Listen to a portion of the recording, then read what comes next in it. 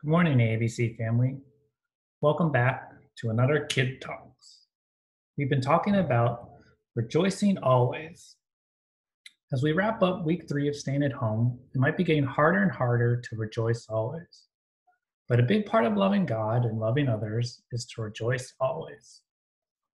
Today, I want to take a simple test to see if we are truly rejoicing always. ABC family, to see if you're rejoicing always, ask yourself, self, am I practicing Epi-ei kes? Can you say that word with me?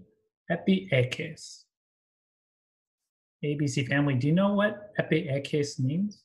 Any guesses? Epi-ei kes is a Greek word that doesn't really have a similar word in English.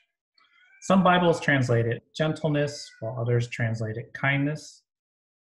For us, I think the easiest way to understand it is Epi-ei kes is to think and act toward others first rather than yourself.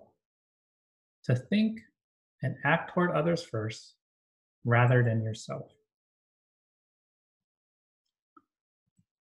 ABC family, if you remember, right now Paul is in jail, and despite his circumstances of being locked up, cold, hungry, and lonely, he says, "Rejoice in the Lord always. Again, I say rejoice." Paul has joy that only comes from a relationship with Jesus. When we have a relationship with Jesus, it changes our thoughts, attitudes, and actions. In verse 5, Paul tells us that one of those actions is, or what one of those actions is. Paul tells us, let your Epi-ei kes be known to all. One of the results of having a joy in the Lord is to think and act toward others first rather than yourself. This past week, Stefan and the kids made one of my favorite foods, an apple pie. Our family loves apple pie, and so we all ate piece after piece. Now, one day, I go to eat a piece of pie, and guess what? There's only one slice left. Now, what should I do? Eat it for myself, save it for the kids, maybe cut it in half to make a smaller piece, maybe bake another apple pie? ABC family, what would you do? Now, if I had the joy of the Lord in my heart, I would practice Epi-ei kes. I would think and act toward others first. Well, I didn't practice Epi-ei kes. I ate the pie. Thankfully, though, there are people in this world who are not like me. There are people who have the joy of the Lord and practice Epi-ei kes. People who think and act toward others.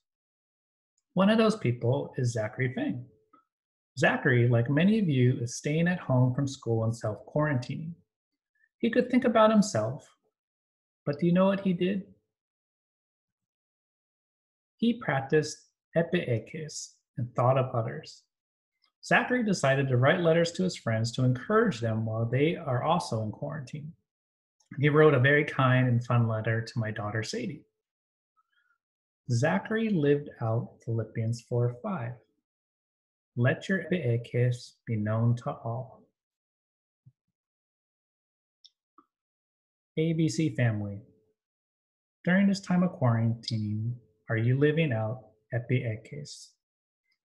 I pray that we may all find ways to practice Epi-ei kes, just like Zachary. Remember, rejoice in the Lord always. Again, I say rejoice. I'll see you next time.